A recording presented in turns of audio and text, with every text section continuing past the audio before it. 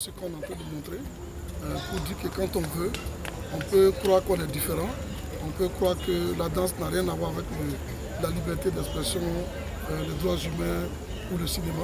Mais voilà, on a démontré ce soir que les deux concepts vont ensemble et les deux concepts peuvent converger pour dénoncer, pour aussi sensibiliser sur des phénomènes sociaux qui peuvent mettre à mal notre vivre ensemble et notre cohésion sociale.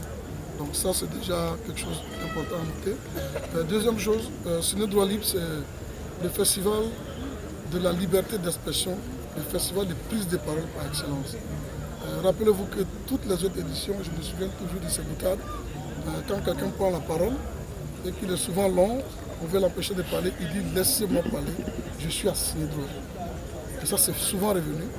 Et donc, les citoyens ont compris l'importance de cette plateforme qui est Ciné Droit Libre, de prise de parole, de plateforme de débat, de projections suivies de débats, d'échanges, mais aussi d'engagement à avancer, d'engagement au changement, d'engagement au respect de l'état de droit, l'état de droit bienveillant, comme l'a si bien dit notre parrain, et le respect des droits humains. Parce qu'au finish, les droits humains, on croit que c'est un concept cru.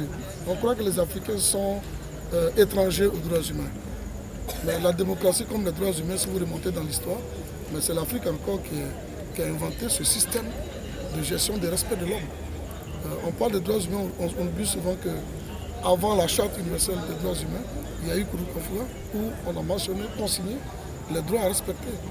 Les droits humains, finalement, c'est le développement. Quand on respecte tous les droits de l'être humain, d'abord le droit à la vie, le droit à la liberté d'expression, le droit à un logement décent, un travail décent, à avoir accès à la culture, accès au bien-être, à la santé, mais finalement, c'est ça qu'on appelle le développement. Donc travaillons tous au respect des droits humains et nous allons faire le développement. Qu'est-ce qui justifie la thématique de cette année?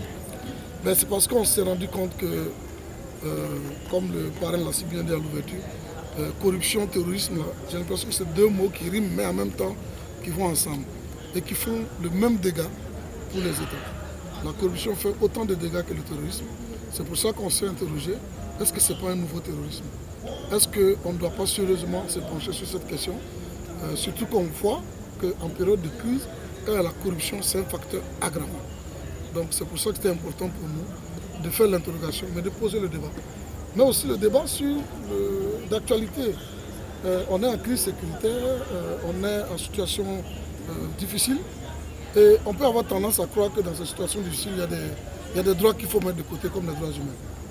Et donc c'est pour ça qu'on pose le débat. Est-ce que la lutte contre le terrorisme est opposable au respect et à la promotion des droits humains? Voilà autant de questions que nous on veut mettre dans le débat. Et comme Ciné Droit Libre le fait, on invite les personnes ressources, on invite le public, les citoyens, et on fait le débat. Donc voilà un peu, nous aussi, notre contribution qu'on veut apporter dans cette situation difficile que vivent nos pays dans le Sahel. Merci.